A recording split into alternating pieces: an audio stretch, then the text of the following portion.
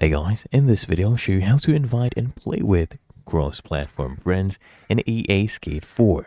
The first thing I want you to do is just open up your settings, basically the options on the menu. Click here on settings and go to general settings. Now we need to enable an option first, so scroll down until you see crossplay under social. Make sure it's enabled, okay? And the changes only take effect after a game restart, so make sure you do that.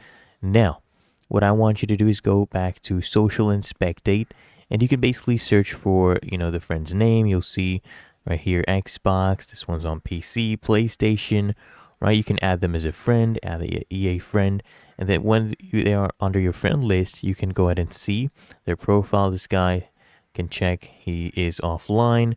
The other one, let's see, we are able to teleport to them. We're able to invite them to a party as well, so you can basically play with them. Right? So it's really that easy. If you found this helpful, make sure you smash that like button and subscribe to App Mentor.